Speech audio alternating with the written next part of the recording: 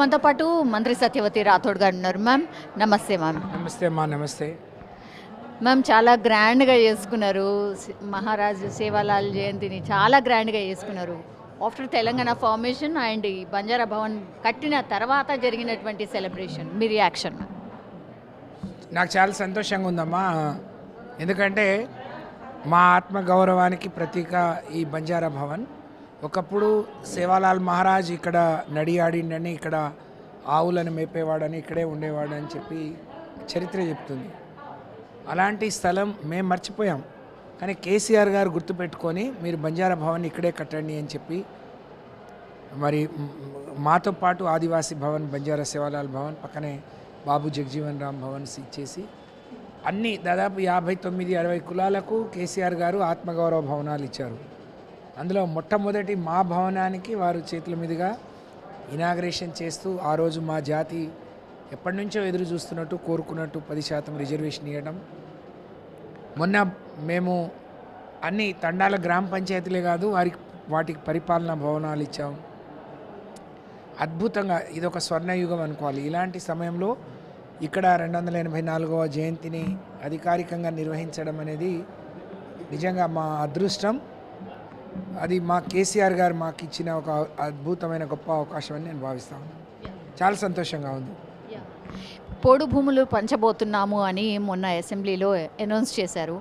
అంటే ఈ month ending నుంచి స్టార్ట్ కాబోతోంది అని అన్నారు. దానికి సంబంధించిన ఎక్సర్సైజ్ అంతా అయిపోయిందా మేడం?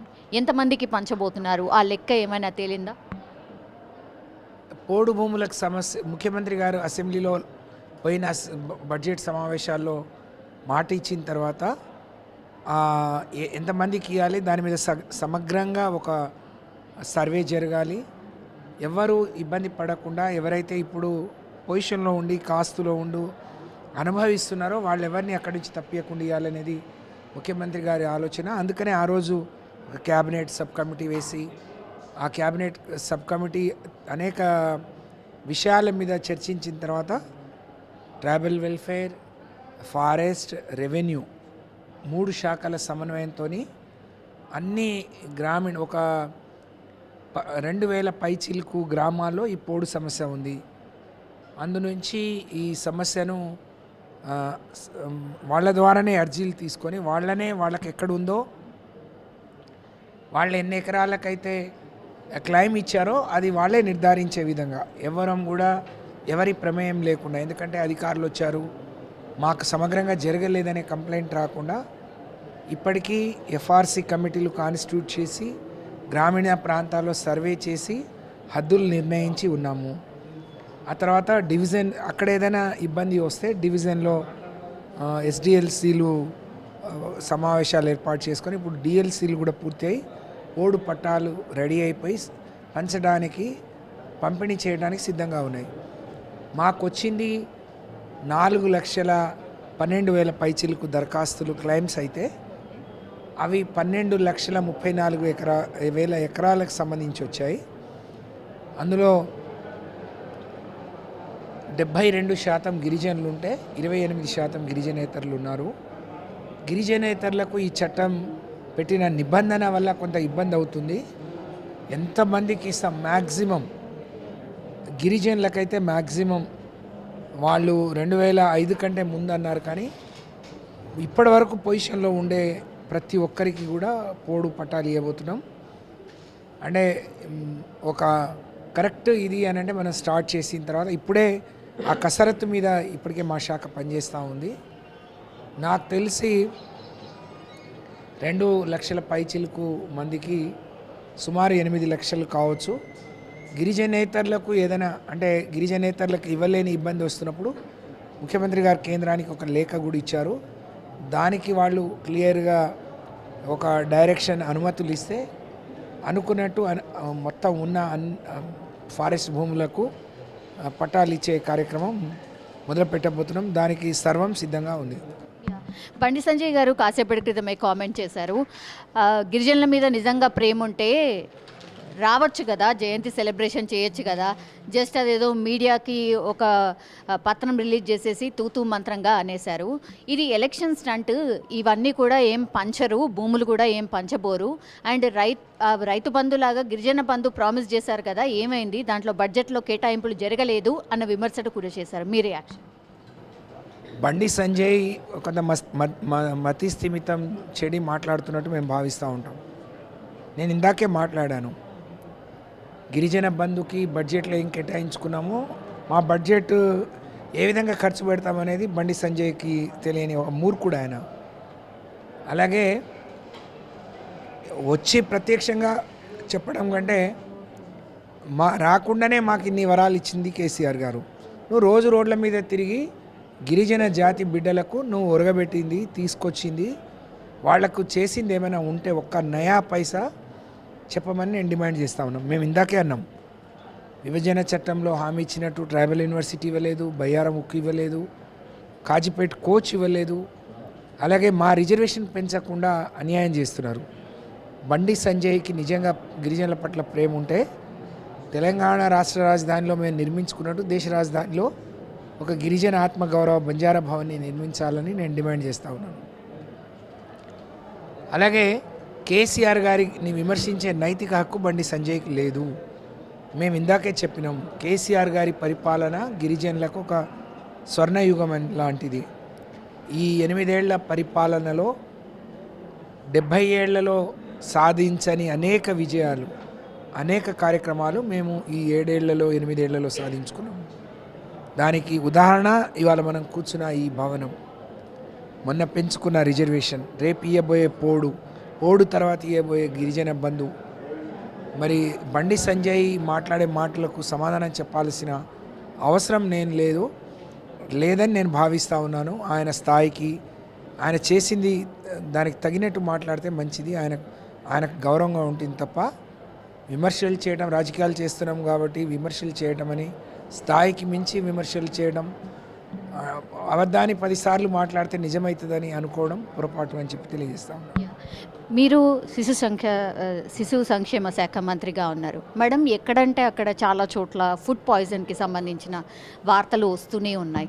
ఇది ఎట్లా రెక్టిఫై చేయబోతున్నారు? మీరేమైనా స్ట్రిక్ట్ ఇన్స్ట్రక్షన్స్ ఏమైనా ఇచ్చారా అధికారులకు? ఎక్కడో చోట అవుతూనే ఉంది, మీరేమైనా ప్రత్యక్షంగా వెళ్ళి చూడబోతున్నారు? నేను అనేక ప్లేస్లు విజిట్ చేశానమ్మా. ఇప్పటికే ఎక్కడైనా ఈ ఫుడ్ పాయిజన్ కానీ ఎక్కడైనా చిన్న పిల్లలకు అనారోగ్యానికి గురి అయినా ఎప్పటికప్పుడు స్పందిస్తూ ఉంటాం. అక్కడ ఉండే కలెక్టర్ కానీ మా ట్రైబల్ వెల్ఫేర్ అధికారులను ఎప్పటికప్పుడు అప్రమత్తం చేస్తాం. నిన్ననే వర్ధనపేటలో 3 అమ్మాయిలు అదృశ్యమైనరు. వెంటనే పోలీసులకు చెప్పి పోలీసులు, కలెక్టర్, ట్రైబల్ వెల్ఫేర్ సహకారంతో వాళ్ళను ఎక్కడున్నారో తెలుసుకోవడం జరిగింది. అయితే ఈరోజు మొత్తం అన్ని వెల్ఫేర్ స్కూల్స్లో సన్నబియ్యంతో భోజనం పెట్టడం కానీ, గతంలో లేని మెస్ ఛార్జీలు, డైట్ ఛార్జీలు పెంచుకోవడం కూడా బ్రహ్మాండంగా చేశాం. త్వరలోనే దాదాపు 30-40% డైట్ ఛార్జీలను కూడా మేము పెంచుకోబోతున్నాం. అలాగే విషయం ఎక్కడ జరిగినా అంటే 1000 మంది ఉంటారు మా దగ్గర, ఎవరు వచ్చినా సీట్ ఇవ్వాల్సిన పరిస్థితి. అంటే 500 కెపాసిటీ ఉంటే 800-900 వస్తున్నప్పుడు చిన్న నేను మంత్రిగా ఎక్కడికైనా ఒక కార్యక్రమానికి పోయి ఆలస్యంగా తింటేనో లేకపోతే ఏదైనా హోటల్లో తింటే ఒక పూట పడకపోతే మనకు అప్సెట్ అవుతాం. కానీ ఇంతమంది వ్యవస్థ, సుమారు వెల్ఫేర్ హాస్టల్లో 6 లక్షల పైచిలకు మంది విద్యార్థులు ఉన్నారు. చిన్న ఇబ్బందులు అక్కడక్కడ జరుగుతూ ఉన్నాయి. అధికారులకు చాలా కఠినంగా వాళ్ళను అక్కడ పోయి పర్యవేక్షించమని లేకపోతే చర్యలు తీసుకుంటామని హెచ్చరించి ఉన్నాం. కాబట్టి తప్పకుండా అంటే మా శాఖలో పనిచేసే అధికారులందరికీ నేను ఒక మంత్రిగానో అధికారిగా ఫీల్ అవ్వద్దు, ప్రేమతో మనసు పెట్టి ఒక తల్లిదండ్రులాగా వాళ్ళని చూడాలి అని చెప్తాను. నా ప్రయత్నం తప్పకుండా ఆ విధంగానే కొనసాగుతుందని చెప్పి తెలియజేస్తా ఉన్నాను. చాలా చోట్ల కూడా టీచర్స్ లేని సిట్యువేషన్స్ ఉన్నాయి అండ్ వార్డెన్స్ కూడా లేని సిట్యువేషన్స్ ఉన్నాయి. ఇవన్నీ ఎంత త్వరగా రెక్టిఫై చేయబోతున్నారు? మొన్న టీచర్స్కి సంబంధించిన సమస్య మళ్ళీ మొదటికి వచ్చినట్టు కనిపిస్తోంది. సో ఇవన్నీ ఎప్పుడు రెక్టిఫై అవుతాయి? సమ్మర్ ఏదో డెడ్ లైన్ పెట్టుకున్నట్టున్నారు కదా మేడం. ఇప్పుడు ఆ టీచర్లకు మా వెల్ఫేర్ టీచర్లకు సంబంధం ఉండదమ్మా. మాకు గురుకులంలో ఒక బోర్డు ఉంటుంది, రిక్రూట్మెంట్ బోర్డు ఉంటుంది.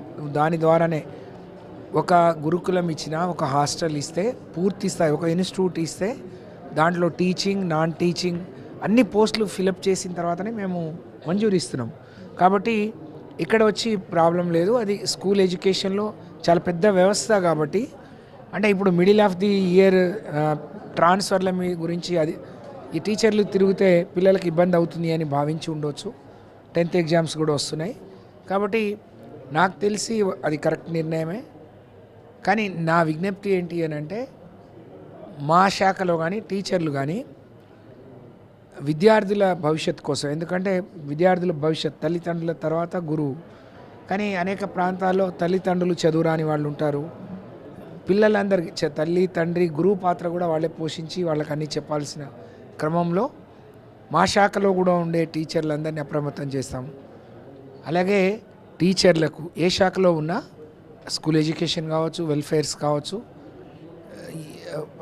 30% పిఆర్సీ ఇవ్వటం కావచ్చు, ఎక్కువ ఫిట్మెంట్ ఇవ్వటం కావచ్చు, దేశంలో ఎక్కడి లేని విధంగా జీతాలు మన దగ్గర పెంచుకొని మిమ్మల్ని గౌరవిస్తున్నప్పుడు మీరు అదే స్థాయిలో పిల్లల భవిష్యత్తు మీద ప్రత్యేకమైన దృష్టి సారించాలని నేను విజ్ఞప్తి చేస్తాను.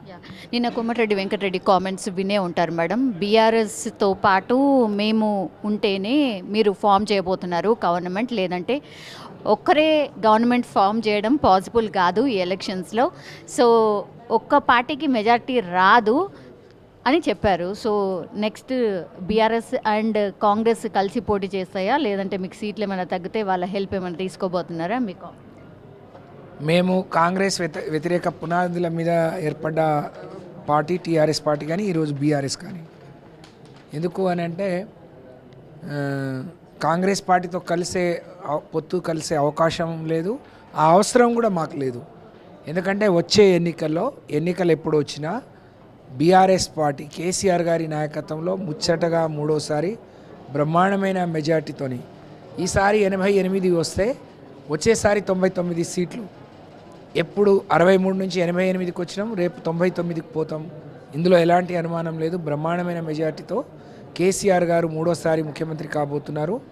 కోమటిరెడ్డి వ్యాఖ్యలు కేవలం వ్యక్తిగతం. ఆయన ఉన్న పార్టీని ద్రోహం చేసే వ్యక్తి. ఆయన నిజస్వరూపం ఏంటో మొన్ననే తెలిసింది. మళ్ళీ ఆయనకు తెలిసి ఆయన ఏదో పెద్ద జ్యోతిష్కుడు అయినట్టు, ఆయనకే రాజకీయ అవగాహన అంటూ మిడిమిడి జ్ఞానంతో కోమటిరెడ్డి వెంకటరెడ్డి మాట్లాడుతున్నాడు అని చెప్పి నేను భావిస్తూ ఉన్నాను. కాంగ్రెస్ పార్టీ పని అయిపోయింది. కాంగ్రెస్ పార్టీకి 100 ఏళ్ళు నిండాయి కాబట్టి 100 ఏళ్ల తర్వాత ఏ కట్టడమైనా కూలిపోతుంది, మునిగిపోతుంది. కాంగ్రెస్ పార్టీ పరిస్థితి కూడా అదే.